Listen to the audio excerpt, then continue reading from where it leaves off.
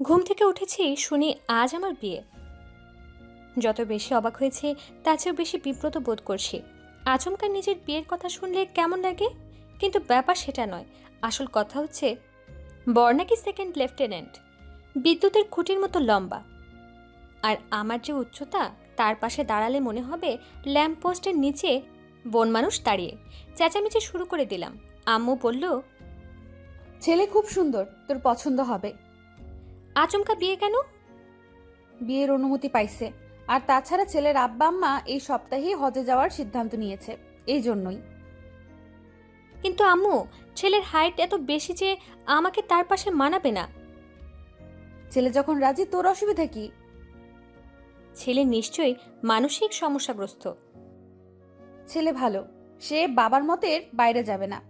ওর বাবার ইচ্ছে তোকে মেয়ে বানাবেন। তাহলে তুমি বরং ওই মুরব্বিকে বিয়ে করে ফেলো, আমি ওনাকে আব্বা বলে ডাকবো। আম্মু ভেবাচাপা খেয়ে গেল আর বলল, পাগলি, এমন পাত্র হাতছাড়া করলে পাপ হবে। আমাকে আর কিছু বলার সুযোগ না দিয়েই আম্মু বেরিয়ে গেল। অনেক কষ্টে ছেলের মোবাইল নম্বর জোগাড় করে কল দিলাম, যদি বিয়েটা আটকানো যায়। কিন্তু মোবাইল বন্ধ। অবশেষে হবু শাশুড়ি মাকে কল দিয়ে আমার আপত্তির কারণ জানালাম। তিনি বললেন, পেন্সিল হিল পরে একসাথে বের হবা? কিন্তু আন্টি, ও যখন অফিসে বের হবে, ওর কপালে একটা চুমু দেওয়ার মতো ভাগ্য আমার হবে না। কেন হবে না?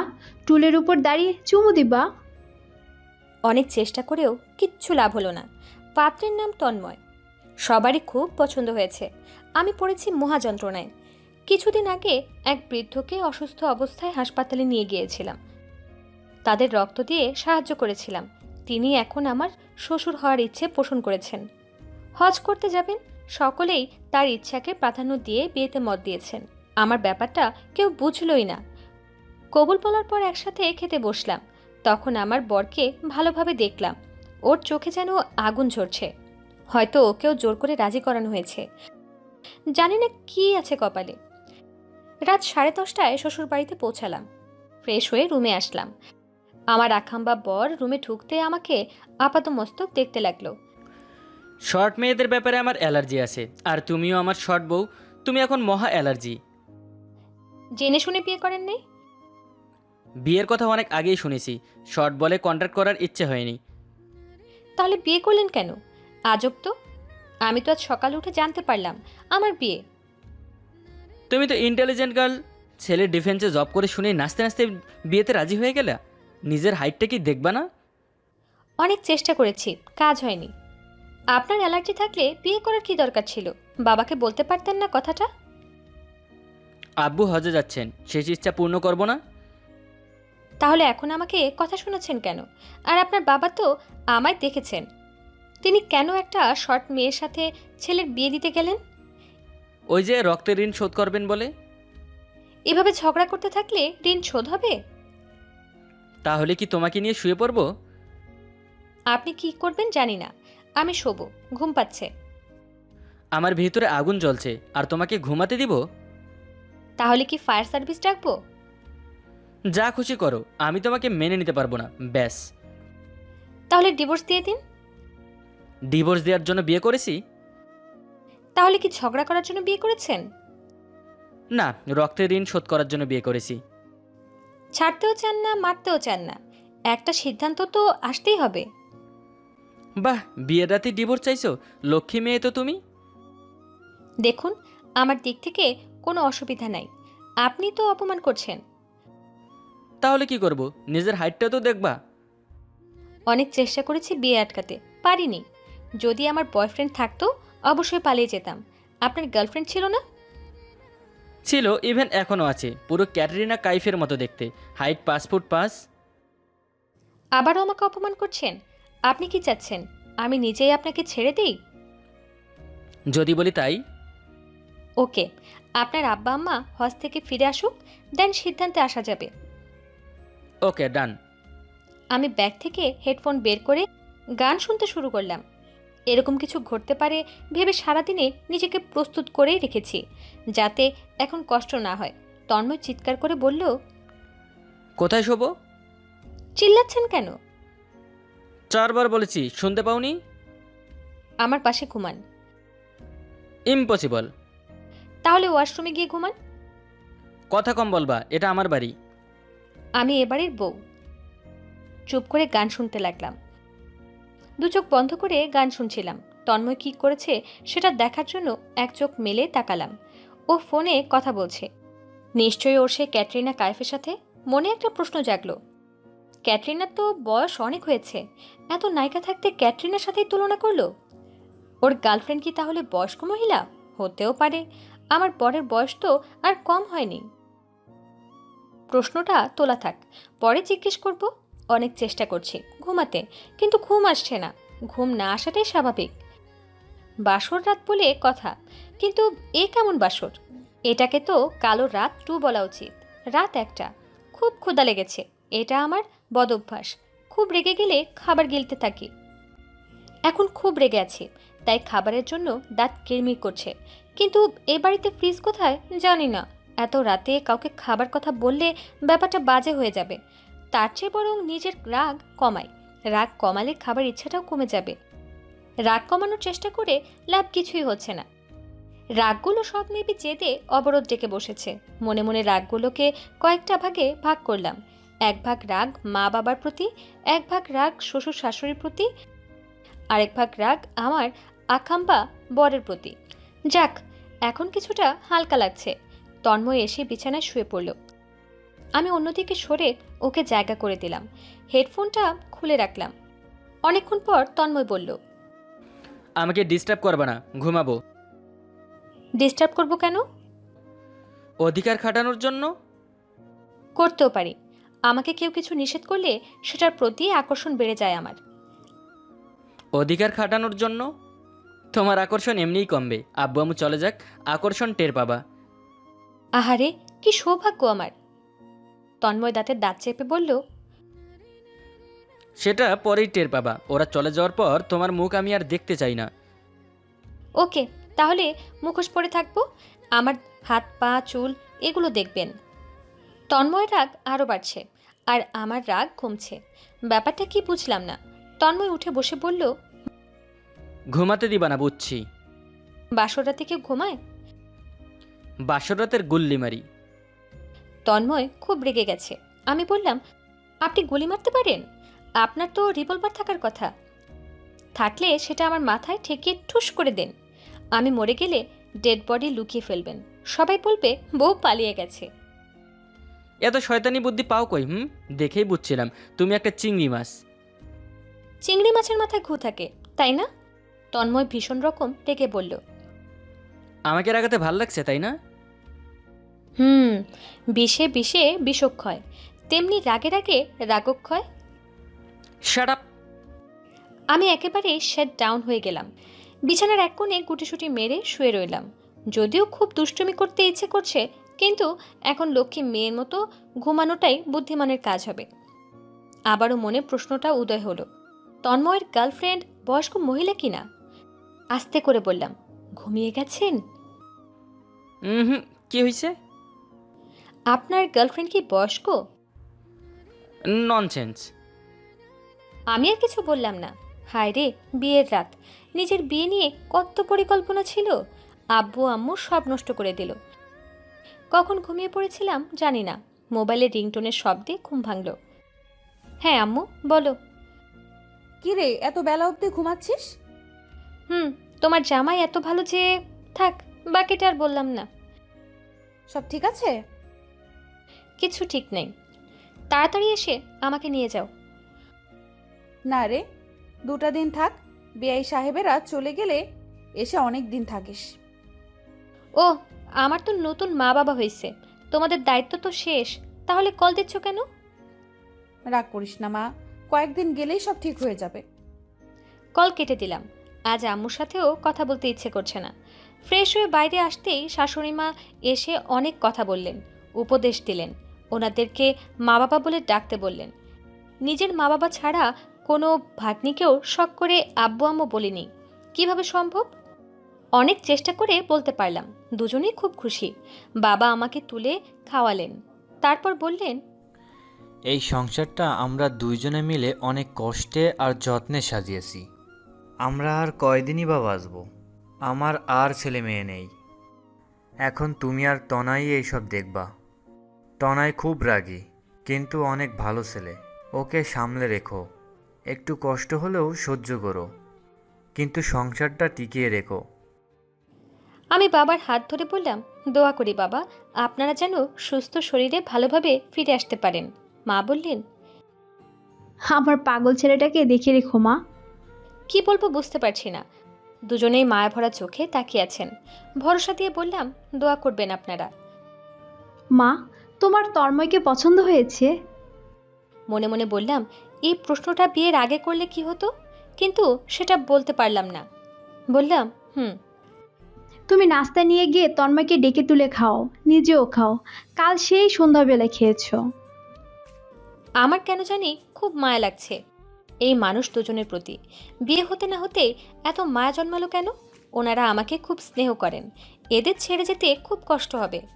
তন্ময় যদি মানতে না চায়, আলাদা তো হতেই হবে। ভাবতেই খারাপ লাগছে। নাস্তা নিয়ে এসে দেখি তন্ময় ঘুমাচ্ছে। ডাকলে আবার রেগে যাবে নয়তো। দুইবার ডাকতেই চোখ মেলে তাকালো, বলল, এত সকাল সকাল ডাকছো কেন? মা নাস্তা পাঠিয়েছেন, খেয়ে নিন। তন্ময় কোনো কথা না বলে উঠে গিয়ে ফ্রেশ হয়ে আসলো। আমি খাবার এগিয়ে দিতেই বলল, শাড়ি পরে আছো কেন? জামা থাকলে জামা পরে নাও। আমি দাঁড়িয়ে রইলাম। ও খেতে শুরু করেছে। একবারও খেতে বলছে না। আমারও তো খেতে পেয়েছে। বাবা শুধু দুইবার মুখে খাবার তুলে দিয়েছেন, তাতে কি পেট ভরে? তন্ময় আমার দিকে তাকিয়ে বলল, খেয়েছো? না। বসো, খেয়ে নাও। আমিও একটা প্লেট নিয়ে খাওয়া শুরু করলাম। গোসল সেরে জামা কাপড় পরলাম। ঘরে আসতেই তন্ময় ড্যাব ড্যাব চোখে তাকালো। আমি খুব সহজ ভঙ্গিতে ব্যাগ থেকে আমার জিনিসপত্র বের করলাম। চোখে কাজল দিলাম, হালকা লিপস্টিক দিলাম, চুল আছড়ে ছেড়ে দিলাম। আয়নার দিকে তাকিয়ে দেখি তন্ময় মুচকি হাসছে। মাথা ঘুরিয়ে ওর দিকে তাকিয়ে জিজ্ঞেস করলাম, হাসছেন কেন? তোমার ওয়েট 38, তাই না? হুম। কিভাবে বুঝলেন? অনুমান করে বললাম, চেহারার গড়ন, ওয়েট সব কিছু হাইটের সাথে ম্যাচ করেছে। এখন তোমাকে ঠিক পুতুলের মতো লাগছে। যে কেউ দেখলে বলবে ক্লাস 8-9-এ পড়ো। আমি হাসলাম। তন্ময় বলল, তোমার হাসিটাও সুন্দর, চুলগুলোও সুন্দর, সব মিলিয়ে রূপবতী বলা যায়। কিন্তু হাইটটাই প্রবলেম। আমার কলিগ, ফ্রেন্ড সার্কেল সবার সামনে কিভাবে পরিচয় করাই দিব? বাইরে বের হব কিভাবে? এসব ভাবলে মাথা গরম হয়ে যায়। এত মাথা গরম করতে হবে না, আমি তো চলেই যাব। তখন আপনার ক্যাটরিনা কাইফকে বিয়ে করে ফেলবেন।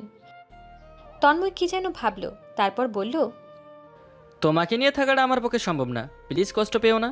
আমি কি করব বলো? পারবো না। পারতে হবে না, কিন্তু এভাবে বললে আমার নিজেকে ছোট মনে হয়, অপমানিত বোধ করি। এভাবে বলবেন না। আপনি যা চান তাই হবে। বাবা মা চলে যাক, তারপর আমার মুখ আর দেখতে হবে না। তন্ময়কে আর কিছু বলার সুযোগ না দিয়েই রান্নাঘরে চলে এলাম। মা অনেক নিষেধ করার পরও রান্নার কাজে যোগ দিলাম। কিছুই ভালো লাগছিল না। মনটাকে কোনো কাজে ব্যস্ত রাখা বিশেষ প্রয়োজন। রান্নাঘরে কোথায় কি রাখা আছে মা সব বুঝিয়ে দিলেন। আমি উৎসাহের সাথে রান্না করতে লাগলাম। ছোটবেলা থেকেই শখের বশে রান্না শিখেছি মায়ের কাছে। রান্নার অভ্যাস আছে। নতুন বাড়িতে এসেও সহজেই মানিয়ে নিতে রান্না করতে লাগলাম। এ বাড়িতে মা বাবাও তন্ময় ছাড়া আর কেউ থাকে না। একজন কাজের মহিলা আছে, যিনি রোজ এসে কাজ শেষ করে বাসায় চলে যান। বিয়ে উপলক্ষে কয়েকজন আত্মীয় এসেছেন, ওনারা দুপুরের খাবার খেয়েই চলে যাবেন। রান্না শেষ করে সবাই মিলে একসাথে বসে খেলাম। তন্ময় আমার পাশেই বসেছিল। সকলে রান্নার অনেক প্রশংসা করলেও তন্ময় চুপচাপ খাওয়া শেষ করে উঠে চলে গেল। আত্মীয়গণ বিদায় নিয়ে চলে গেলেন। বাড়ি একদম শূন্য শূন্য লাগছে। রুমে এসে দেখি তন্ময় সাজগোজ করছে, কিন্তু একটা ঘু কালার শার্ট পরেছে। একদমই ভালো দেখাচ্ছে না। বললাম, কোথাও যাচ্ছেন? বাইরে যাব একটু। কিন্তু ঘু কালার শার্ট পরেছেন কেন? আপনাকে মানায়নি একদম। কি কালার বললা? ঘু কালার। এই নামে কোনো কালার আছে বললে তো আমার জানা ছিল না। এই হলুদের মতো রংটাকে ঘু কালার বলা হয়, আপনি জানেন না? না, তোমার কাছে কত কিছুই জানলাম। আমি তো ভাবছিলাম তোমার রান্না কেউ খেতেও পারবে না, কিন্তু তুমি তো দেখছি পাক্কা রাঁধুনি। আমি হেসে বললাম, থ্যাঙ্কস। তন্ময় আকাশি রঙের টি শার্ট পরে এসে বলল, এইবার ঠিক আছে।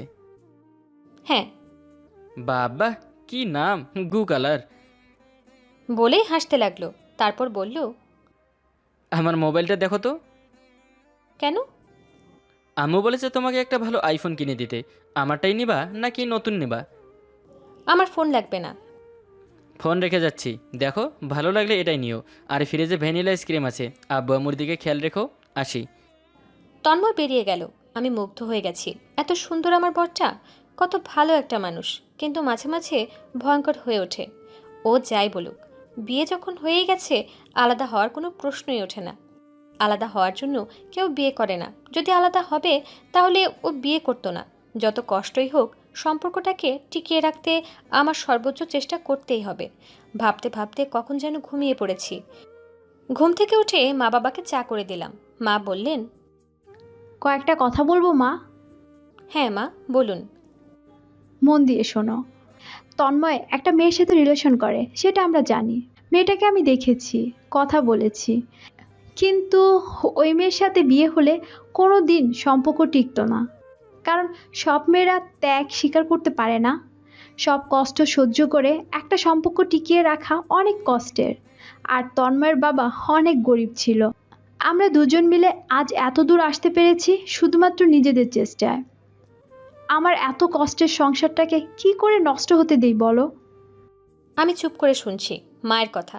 মা আবারও বলতে শুরু করলেন, দেখো, সুন্দর হলেই হয় না, মন মানসিকতা ভালো হতে হয়, সম্পর্কের প্রতি মনোযোগ দিতে হয়। আমরা তোমার কথা আচরণ দেখেই বুঝতে পেরেছি তুমি সংসারী মেয়ে। সব দায়িত্ব তোমার হাতেই দিচ্ছি, সামলে রেখো। আমরা দুজন দোয়া করব শুধু। মায়ের কথা শুনে মুগ্ধ হয়ে যাচ্ছি। এত সুন্দর করে কথা বলতে পারেন। আমি অনেক তপস্যা করলেও হয়তো এত সুন্দর করে কথা বলে কাউকে বোঝাতে পারবো না। মা বললেন, তন্ময় খুব রাগী আর একটু পাগল পাগল। ও একবার রাগ হলে আরেকবার খুব যত্ন করবে। তুমি কষ্ট পেও না, ভরসা রাখো। আমি মায়ের কোলে মাথা রাখলাম। আমার নিজের মা মনে হচ্ছে। আল্লাহ যা করেন ভালোর জন্যই করেন। তন্ময় সম্পর্ক রাখুক বা না রাখুক, আমি মা বাবাকে ছাড়বো না। চোখে পানি এসে যাচ্ছে। তন্ময় রাতে বাসায় ফিরল। আমাকে দেখে বলল, কেমন আছো? আমি অবাক হয়ে তাকালাম। এটা কেমন প্রশ্ন? কেন, কেমন আছো জিজ্ঞেস করতে পারি না? হ্যাঁ, খুব ভালো আছি।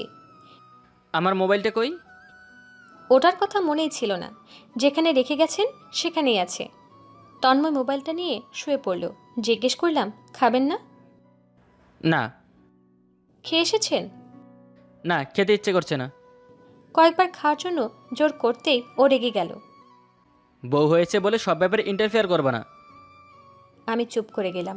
কিছুক্ষণ পর তন্ময় নিজেই বলল, চলো খেতে দাও। আমি ওর মুখের দিকে তাকালাম। ছেলেটা কখন কী রূপ ধারণ করে বুঝতে পারছি না। তন্ময়কে বুঝতে পারা অনেক কঠিন। খাবার শেষ করে মা বাবার সাথে কিছুক্ষণ কথা বলে ঘুমাতে আসলাম। তন্ময় বলল, প্রতিদিন কি এই ঘরে ঘুমাবা? মানে? আমি কোথায় যাব ঘুমাতে? এত বড় বাড়িতে ঘুমানোর জায়গার অভাব হবে না। আব্বু আম্মু চলে গেলে আলাদা ঘুমাবো।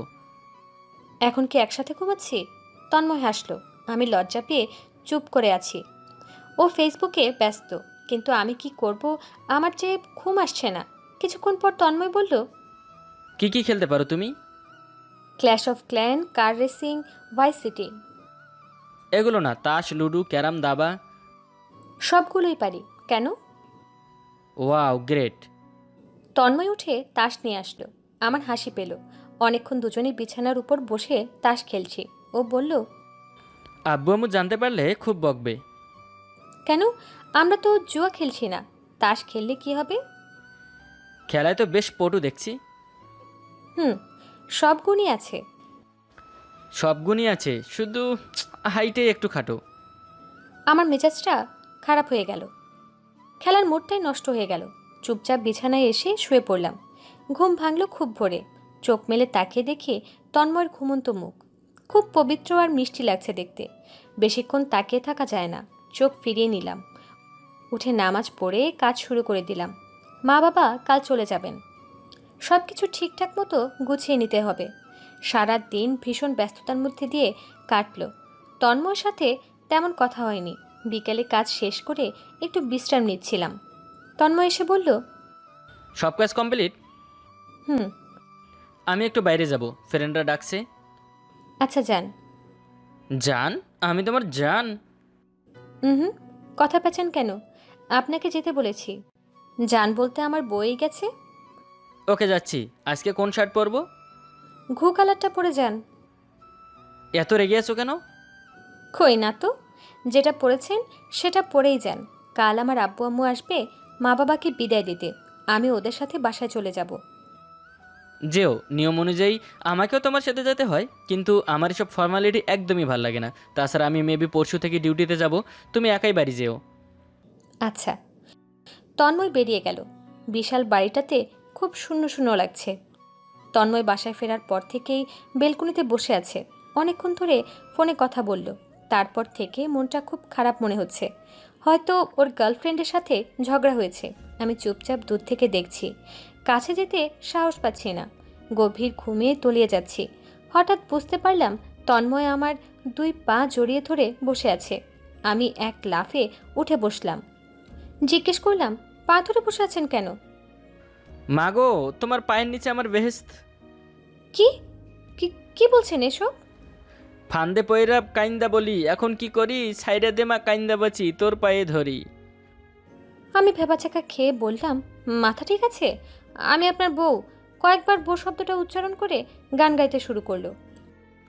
প্রেম প্রীতি ভাল লাগে না, দিয়া দিছি দাড়ি, ফটকামিতে ব্যস্ত আমি, আজাই রাকাম ছাড়ি, ফান্দে পড়িয়া বগা কান্দে রে। ওর গান শুনে আমি শব্দ করে হেসে উঠলাম। বললাম, খুব অন্যায় করে ফেলেছেন। আমি আপনার বউ, আর আপনি এসে কি উল্টাপাল্টা কথা বলছিলেন? তন্ময় আমার কোলে মাথা রেখে বলল। বউ মাথায় হাত বুলিয়ে দাও। আমি ওর আচরণে অবাক হয়ে যাচ্ছি। মাথায় হাত বুলিয়ে দিতে দিতে বললাম, কি হয়েছে আপনার? তন্ময় চোখ ভয়ঙ্কর দেখাচ্ছে। চুলগুলো এলোমেলো হয়ে আছে। মায়া লাগছে দেখলে। কিভাবে যেন তাকিয়ে আছে। এত কাছে থেকে কখনো ওকে দেখিনি। মাথাটা সামান্য নিচু করতেই আর কিছু বুঝতে বাকি রইল না। প্রচণ্ড পরিমাণে রেগে গেলাম। খুব বিশ্রী গন্ধ লাগছে। ও নিশ্চয়ই মদটদ নয়তো নেশাকর কিছু খেয়ে এসেছে, এর জন্যই পাগলামি করেছে।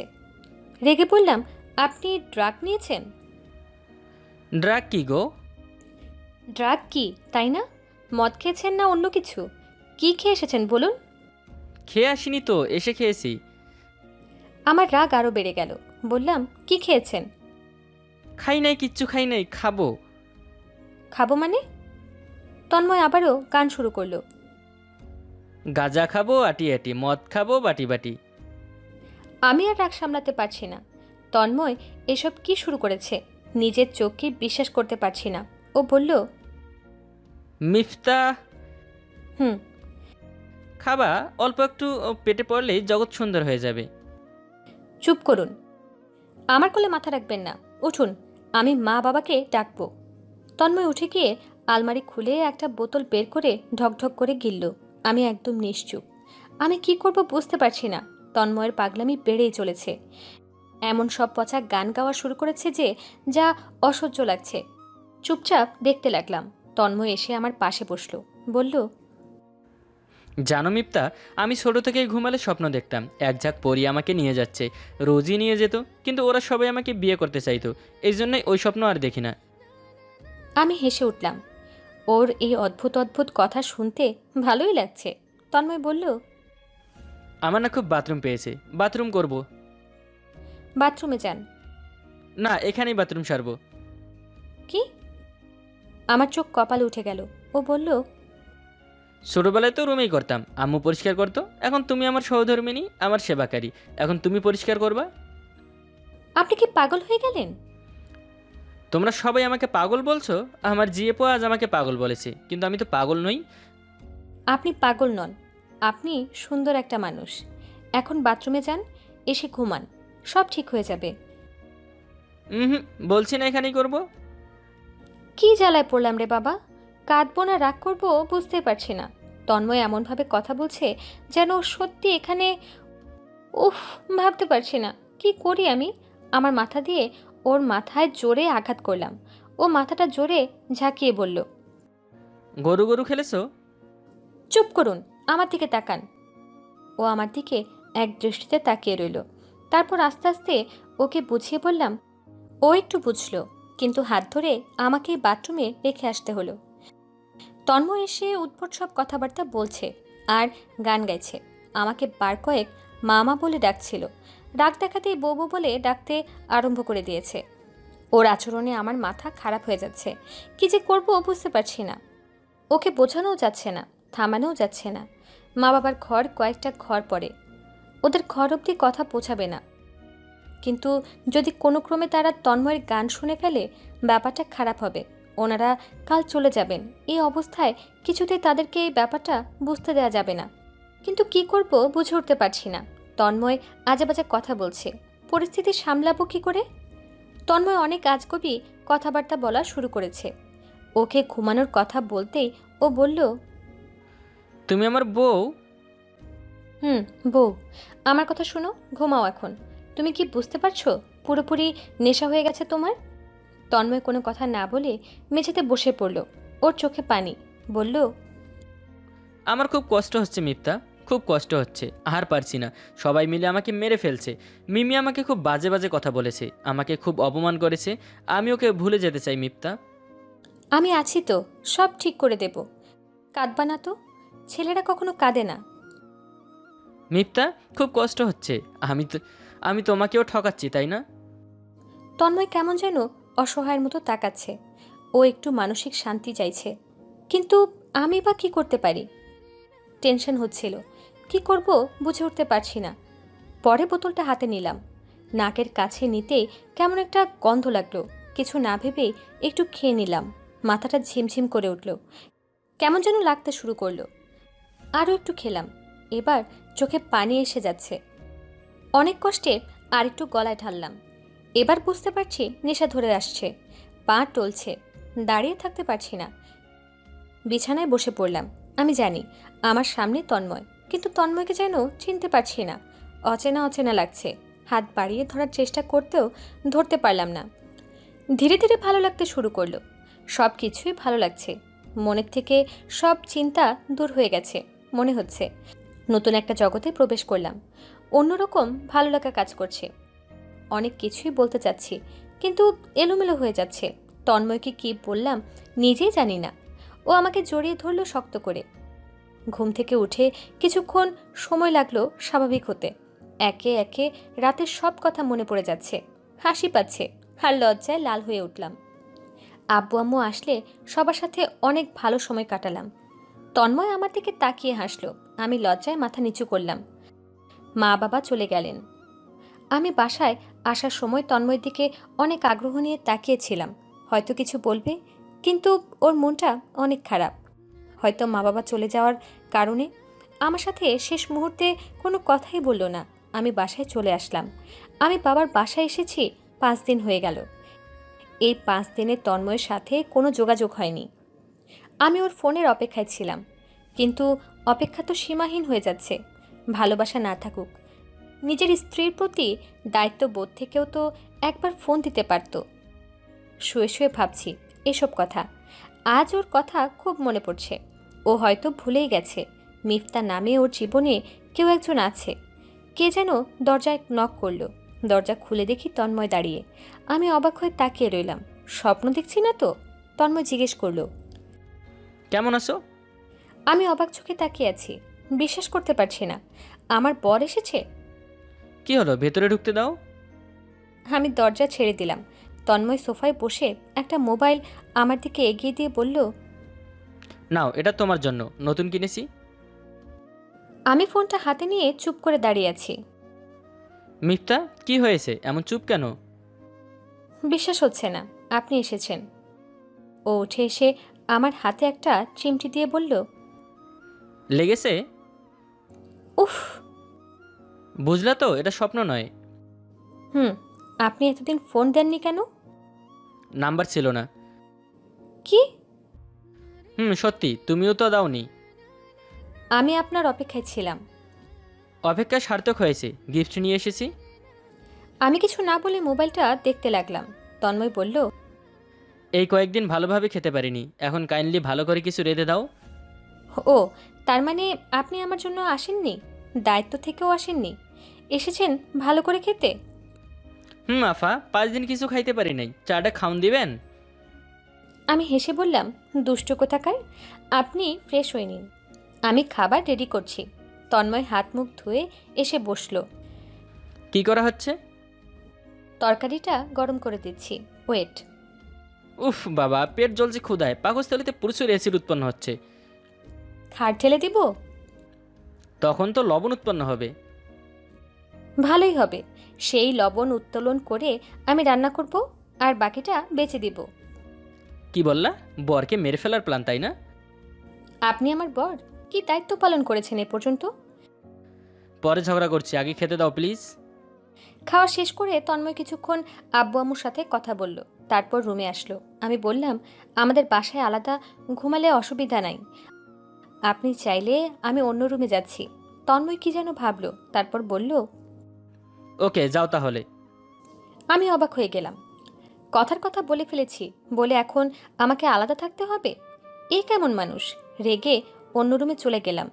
এই কয়েকদিন ওর প্রতি ভীষণ রাগ জমে উঠেছিল, ওকে দেখে সেটা ভুলেই গিয়েছি, এখন আবারও রাগ গর্জে উঠছে। তন্ময় এসে আমার বিছানার উপর পা তুলে বসলো। রেগে বললাম, আবার এ ঘরে কেন? ওই রুমে পছন্দ হয়নি? হইছে? তাহলে? তোমাকে তো বলেছি অন্য রুমে যেতে, কিন্তু আমাকে ছেড়ে একা তো ঘুমাতে বলিনি। আপনি হচ্ছেন গিরগিটি, ক্ষণে ক্ষণে রূপ বদলান। আপনি আসলে কি চান বুঝা বড় দায়। তন্ময় হেসে বলল, আপাতত তোমার পাশে ঘুমাতে চাইছি, দিবা না ঘুমাতে? আমি কিছু বলতে পারলাম না, ছেলেটা এমন কেন? অনেক রাত অবধি দুজন জেগে রইলাম। কখনো খুনসুটি, দুষ্টুমি, ঝগড়া, ফাজলামি, গল্প, কিছু অনুভূতি, সব মিলিয়ে খুব আনন্দের কাটল রাতটা। পরদিন আজ তন্ময়ের এক বন্ধুর বাসায় দাওয়াত আছে। এই প্রথম ওর সাথে বের হচ্ছি, কেমন যেন ভয় ভয় লাগছে। তন্ময় বের হয়ে বলল, হাঁটার সময় আমার মুখের দিকে তাকাবা না, তুমি মাথা উপরে তুলে আমার দিকে তাকাও, ব্যাপারটা দেখলে হাসি পায়।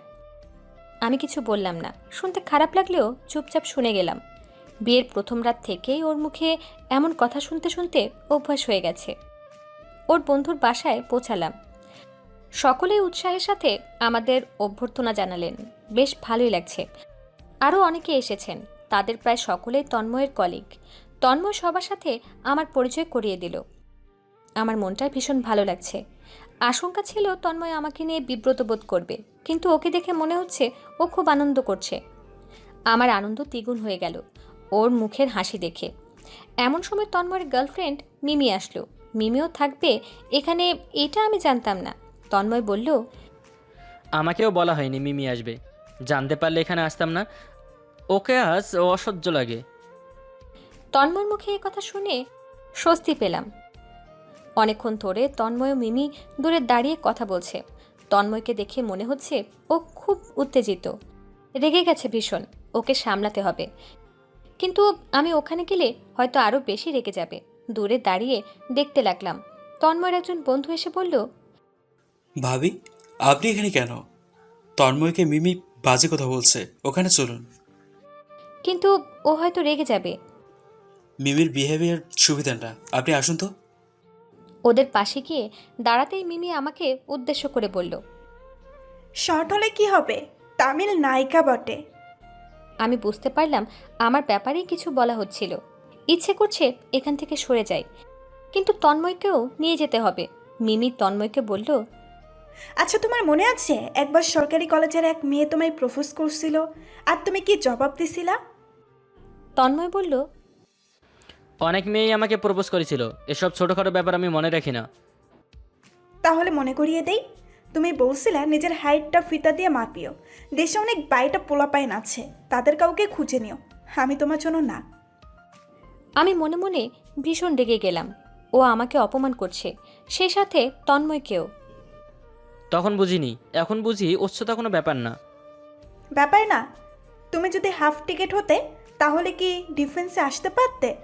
আমাদের ক্যান্টনমেন্ট এরিয়ার একটা শর্ট মানুষ খুঁজে বের করো দেখি। তন্ময় রেগে বলল, আমি তোমার সাথে কথা বলতে চাইছি না, আমাকে বিরক্ত করো না প্লিজ। তাই নাকি? বউ পেয়েছো বলে? তন্ময়, এই মেয়েটার মাঝে কি আছে? আমি প্রচণ্ড রেগে গেলাম। চুপচাপ শুনে যাচ্ছি আমার বর কি বলে সেটা শোনার জন্য। মিমি উপহাস করেই চলেছে। তন্ময়ের বন্ধু তাসিন বলল, মিমি, লিমিট ক্রস করিও না। আমার আর তন্ময়ের মাঝে কখনো কোনো লিমিট ছিল না। কিন্তু এখন আছে। মিথ্যা সব সহ্য করে যাচ্ছে, তুমি ওকে এভাবে অপমান করতে পারো না। কেন পারি না? তন্ময়ের সাথে আমার অ্যাফেয়ার দীর্ঘ সময়ের।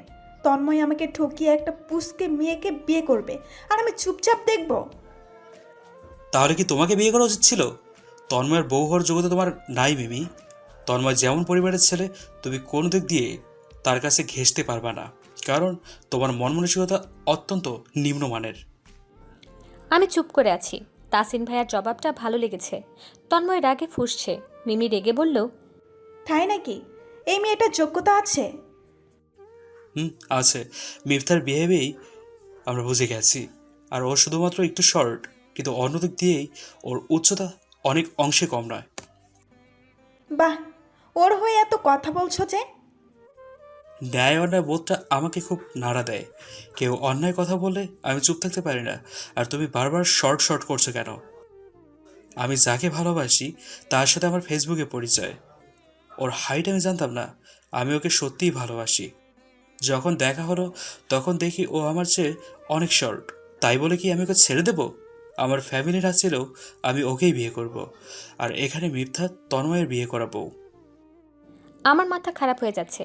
এখানে আর থাকতে পারছি না। ভাবলাম তন্ময়কে নিয়ে চলে যাব, কিন্তু তন্ময় রেগে বলল, ভালোবাসার মানুষকে এভাবে অপমান করা যায়? অনেকবার অপমান করেছো আমাকে। আসলে তুমি ভালোবাসার মানেই বোঝো না। আমার আম্মু ঠিকই বলেছে, তোমাকে বিয়ে করলে আমি 1 মাসেরও বেশি ভালো থাকতে পারতাম না। কিভাবে এতদিন ধরে রিলেশন চলছিল কে জানে। মিমি হুঙ্কার দিয়ে উঠল। পরিস্থিতি খারাপের দিকে যাচ্ছে। সকলে আমাদের চারপাশে এসে দাঁড়িয়েছে। অনেক চেষ্টা করলাম তন্ময়কে এখান থেকে সরানোর, কিন্তু পারছি না। ওরা তর্ক করেই যাচ্ছে। তাসিন ভাইয়াও অনেক চেষ্টা করলেন, কিন্তু কেউই থামল না। এক পর্যায়ে মিমি তন্ময়ের কলার টেনে ধরে হুমকি দিল।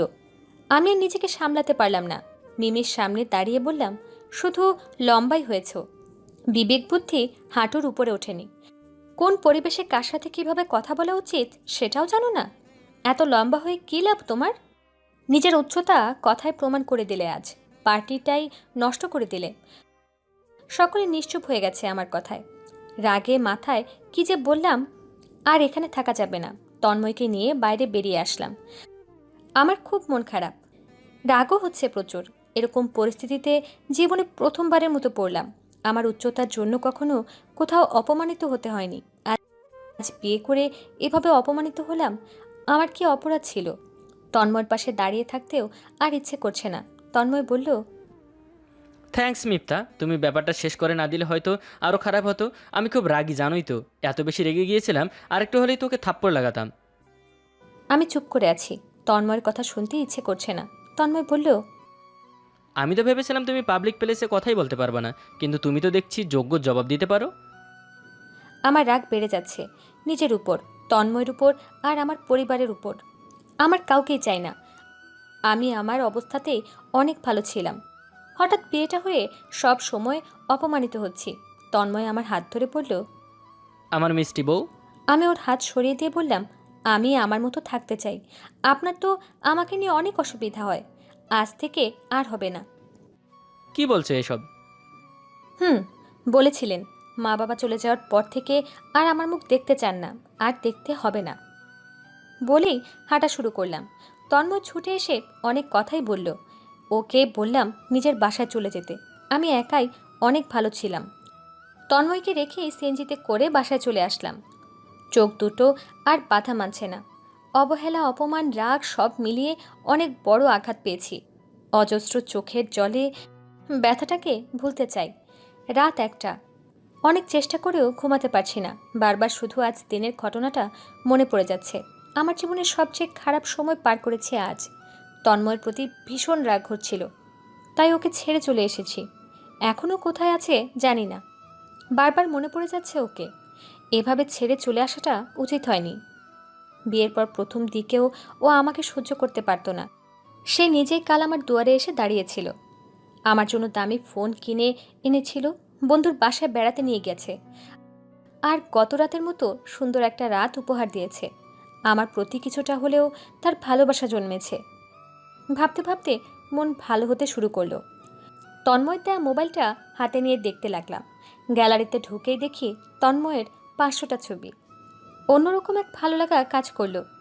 ও সারাক্ষণ কাজে ব্যস্ত থাকবে, আর আমি এই ছবিগুলো দেখে ওর কথা ভাববো। আমার জন্য এতগুলো ছবি উপহার। ভালোবাসা না থাকলেও এটা করতো না। খুশি মনে ওর সব ছবি দেখতে লাগলাম, বিভিন্ন ভঙ্গিতে তোলা ছবি। এখন আর মন খারাপ ভাবটা নেই, বেশ ভালো লাগছে। কিন্তু তন্ময় এখন কোথায়? বাসায় কেউ নেই, একা একা সেখানে কি করছে কে জানে।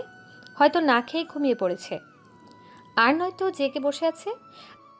আর থাকতে পারলাম না, কল দিয়েই ফেললাম। কিন্তু ওর নাম্বার বন্ধ। পরপর পরপর অনেকবার কল দিলাম, বন্ধ দেখাচ্ছে। ভীষণ চিন্তা হচ্ছে, হয়তো আমার প্রতি রাগ করেছে। ওর ছবিগুলো দেখতে দেখতে ঘুমিয়ে পড়লাম। ঘুম থেকে উঠেই তন্ময়কে কল করলাম, নম্বর এখনও বন্ধ। মনটা খারাপ হয়ে গেল। সারাদিন কল দিতেই থাকলাম, প্রতিবার শুনতে পেলাম সংযোগ দেওয়া সম্ভব হচ্ছে না। রাতে ঘুমাতে পারলাম না। পরদিন সকাল হতে না হতেই শ্বশুরবাড়ি চলে আসলাম।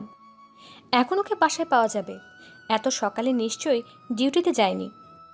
কিন্তু বাসায় এসে দেখি মেইন দরজা তালাবদ্ধ। তার মানে তন্ময় বাসায় ছিল না। ও কোথায় থাকতে পারে সেই ধারণা আমার নেই। মন খারাপ করে বাসায় চলে আসলাম। 3 দিন ধরে ওর কোনো খোঁজ পাচ্ছি না। প্রতি মুহূর্তে খুব মনে পড়ছে ওকে। এই 3 দিনকেই অনেক দীর্ঘ সময় মনে হচ্ছে। মা বাবা অনেক ভরসা করে আমার উপর দায়িত্ব দিয়ে গেছেন। তারা যদি এই মুহূর্তে ফোন দিয়ে তন্ময়ের ব্যাপারে জিজ্ঞেস করে, আমি কি জবাব দেব? তন্ময় তো আমার কাছে এসেছিল, আমি নিজেই ওকে ছেড়ে চলে এসেছি। বুক ফেটে কান্না আসছে, ভীষণ রাগ হচ্ছে নিজের প্রতি। মোবাইল বেজে উঠল, তাকে দেখি তন্ময়ের নাম্বার থেকে কল। রিসিভ করেই কেঁদে ফেললাম।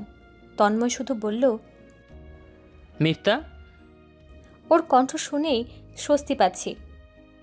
বললাম, কি হয়েছিল আপনার? কোথায় হারিয়ে গিয়েছিলেন? ভিডিও কল দেই প্লিজ। দিন। তন্ময় ভিডিও কল করলো। ওকে দেখে ভয় পেয়ে গেলাম। এ কি ভয়ঙ্কর চেহারা হয়েছে! বুঝতে পারলাম ও হসপিটালে বেডে শুয়ে আছে। বিপদের আশঙ্কায় বুকটা কেঁপে উঠল আমার। তন্ময় বলল, সরি মিফতা। আমি কাঁদতে কাঁদতে বললাম, আপনার কি হয়েছে? অ্যাক্সিডেন্ট। ওকে দেখে আমার ভীষণ কষ্ট হতে লাগলো। তন্ময় বলল, এই কদিন আমি অচেতন অবস্থায় ছিলাম, তোমাকে কল দেওয়ার মতো কেউ ছিল না। আমি অনেক ট্রাই করেছি। বললাম তো আমি অচেতন অবস্থায় ছিলাম, হুঁশ ছিল না। কিভাবে এমন হলো? আপনার কি খুব কষ্ট হচ্ছে? এখন কেমন আছেন? এত প্রশ্ন? তুমি আসো আমার কাছে, কষ্ট হচ্ছে আমার। ফোনটা রেখে তন্ময়ের প্রিয় খাবার রান্না করলাম। নিজের প্রতি খুব রাগ হচ্ছে। মা বাবা অনেক দূরে আছেন। তন্ময়ের আপন বলতে এখন শুধু আমিই আছি। আমি ওর বিপদে পাশে নেই। তন্ময় আমাকে দেখে মানসিক শান্তি পেয়েছে বুঝতে পারছি, কিন্তু আমার খুব কষ্ট হচ্ছে। খুব করুণ অবস্থা ওর। পায়ের উপর দিয়ে গাড়ির চাকা চলে গেছে। ওর কষ্টটা আমিও অনুভব করছি। বুক ফেটে কান্না আসছে। ও কথা বলতে পারছে, হাত নাড়াতে পারছে, কিন্তু উঠে বসতে পারছে না। ওঠার শক্তি নেই। পা দুটোর কথা ভেবে ডুকরে কেঁদে উঠলাম। আমার বর, আমার সবচেয়ে আপনজন, ওর এই অবস্থা আমি মেনে নিতে পারছি না। অনেক কষ্টে হালকা কিছু খেতে পারলেও আমাকে কাছে ডাকতেই ওর পাশে গিয়ে বসলাম। মিফতা, তোমার হাতটা একটু ধরবো? ও বলল। আমি তন্ময়ের হাত ধরলাম। তন্ময় মায়া ভরা চোখে তাকিয়ে আছে। বলল, এত ভেঙে পড়ো না, আমি সুস্থ হয়ে যাব। আপনার পায়ের অবস্থা খুব খারাপ। আমি বুঝি সেটা মিফতা, কেঁদো না পাগলি, এই অ্যাক্সিডেন্টটা খুব দরকার ছিল। আমি বললাম, কি বলছেন এসব? এটার প্রয়োজন ছিল। আমি বুঝতে পারছি আমার ভুলটা। তুমি একজন সুস্থ পরিপূর্ণ সুন্দর একটা মানুষ, কিন্তু আমি তোমার ছোট করেছি অনেকবার। আমি তোমার তুলনায় একটু লম্বা বলে খুব ভাব নিতাম, কিন্তু আজ যদি আমার পা দুটো কেটে ফেলতো, কোথায় যেত আমার অহংকার? সারা জীবন হুইল চেয়ারে করে চলাফেরা করতে হতো, অন্যের ওপর নির্ভর করে বাঁচতে হতো। আমি ওকে নিষেধ করে বললাম, এসব কি বলছেন? এভাবে বলবেন না প্লিজ, আমার কষ্ট হয়। তন্ময় বলল, আমাকে বলতে দাও মিফতা, স্বীকার করতে দাও। এই সময় আমি কাউকেই পাশে পেতাম না। আমার আব্বু আম্মু অনেক দূরে, আমার কোনো ভাই বোন নেই। মিমি কখনোই এখানে এসে আমার সেবা করতো না। আজ বুঝি আমার একমাত্র আপনজন এখন তুমি। এটা বোঝার জন্য এই অ্যাক্সিডেন্টটা খুব দরকার ছিল। আমার পা যতদিন ঠিক হয়নি আমি তোমার উপর নির্ভর করে থাকবো। আমি কাঁদতে কাঁদতে বললাম, সেদিন আমার ওরকম করা উচিত হয়নি, সরি, আমাকে মাফ করে দিন। করব, তবে শর্ত আছে। কি? বলুন। আমার একটা ইচ্ছে পূরণ করবা? হুম, বলুন। আমি 100টা বিয়ে করতে চাই। কি? 100টা বিয়ে? তবে সেটা শুধু একজনকেই। সে হচ্ছে আমার বিয়ে করা বউ। সে বিয়ের রাতে আমার কাছে ডিভোর্স চেয়েছিল। তাই তাই আমি চাই তাকে 100 বার করতে। শুধু আমার বউ মিফতাকে 100 বার বিয়ে করব, আর হাজারো উপায়ে ভালোবাসবো। আমি হেসে বললাম, পাগল হয়েছেন নাকি? হলাম। করবা না আমায় বিয়ে? তাই বলে 100 বার? মুমূর্ষু রোগীর ইচ্ছে পূরণ করবা না? আমি হেসে বললাম, আপনাকে কি 100 বার বিয়ে করার অনুমতি দিবে? কেন দিবে না? আমি তো 100 জনকে বিয়ে করব না। আমি আমার বিয়ে করে একমাত্র বউকে বারবার বিয়ে করব। আর যদি কেউ ঝামেলা করে তাহলে তুমি কবুল বলবা, আমি কবুল বলবো, ব্যাস বিয়ে হয়ে গেল। তাই? আর যদি কেউ ঝামেলা না করে 100 বারই বিয়ে করব কাজী রেখে। কাজে যদি না পড়ায়? তাহলে সারা দেশ ঘুরে ঘুরে বিভিন্ন কাজী অফিসে গিয়ে বিয়ে করব। পাগল হয়ে গেছেন আপনি? এত আপনি আপনি করবা না তো, আমার ঘুম পাচ্ছে, ঘুম পাড়িয়ে দাও। তন্ময়কে ঘুম পাড়িয়ে দিয়ে ডক্টরের সাথে কথা বললাম। তিনি বললেন অনেক সময় লাগবে সুস্থ হতে। ওষুধ খাওয়ানো, পরিচর্যার নিয়ম, চলাফেরা, সেবা, যত্ন সব কিছুই বিস্তারিত বুঝিয়ে নিলাম ডক্টরের কাছ থেকে। আমার প্রচেষ্টা আর সেবা যত্ন দিয়ে ওকে খুব তাড়াতাড়ি সুস্থ করে তুলতে হবে। বাবা মা হজ থেকে ফিরে আসার আগেই ওকে হাঁটতে হবে। হসপিটাল থেকে বাসায় নিয়ে এসে নিয়মিত ওর সেবা করতে লাগলাম। দুজনে মিলে অনেক ভালো সময় কাটাচ্ছি। তন্ময় সেদিন বলল, অসুস্থ হয়ে বেশ ভালোই হয়েছে। বাসায় এসে বউয়ের ভালোবাসার স্বর্গে এসে গেছি। অনেক সময় লাগলো তন্ময় সুস্থ হতে। আজও মাটিতে পা ফেলতে পেরেছে। খুব আনন্দ হচ্ছে। মা বাবা হজ থেকে ফিরে আসলেন। তন্ময় এখন পুরোপুরি সুস্থ। খুব ধুমধাম করে আমাদের বিয়ের অনুষ্ঠান হলো। আজ আবারও সুন্দর করে বাসর ঘর সাজানো হয়েছে। আমি বসে আছি। আজ খুব খুশি লাগছে। তন্ময় এসে আমার পাশে বসলো। ওর চোখে দুষ্টুমি ভরা হাসি। আমি বললাম, বিয়ের প্রথম রাতে কি বলেছিলা মনে আছে? আমি নাকি তোমার শর্ট বউ, তোমার মহা অ্যালার্জি। তন্ময় আমার নাক টেনে ধরে বলল, এই মহা অ্যালার্জিটাই তো আমার জীবন। এই মিষ্টি বউটার জন্যই সব কিছুকে এত সুন্দর উপভোগ করতে পারছি। যাও, হয়েছে, আর বলতে হবে না। কই যাব? আজও আলাদা ঘুমাতে বলছো নাকি? আজ প্রাইম মিনিস্টার কল দিলেও আমি তোমাকে ছাড়ছি না। আমি হেসে বললাম, এত প্রেম? আচ্ছা মিথ্যা, আমরা যদি 100 বার বিয়ে করি আর আমাদের যদি 100 বার বাসর হবে আর 100টা বাচ্চা হবে, তাই না? আমি রেগে তাকালাম। তন্ময় শব্দ করে হাসতে লাগলো। মুগ্ধ হয়ে দেখছি ওর হাসিটা। এই ছেলেটাই আমার পর, আমার পৃথিবী। এখন আপনারা বলুন কেমন লাগলো। যদি ভালো লেগে থাকে তাহলে ভিডিওটিতে একটা লাইক দিন। আর আমাদের চ্যানেলটি 1 লক্ষ হতে আর অল্প কিছু সাবস্ক্রাইবার বাকি, তাই যারা এখনও সাবস্ক্রাইব করেননি এক্ষুনি সাবস্ক্রাইব করুন। ধন্যবাদ সবাইকে।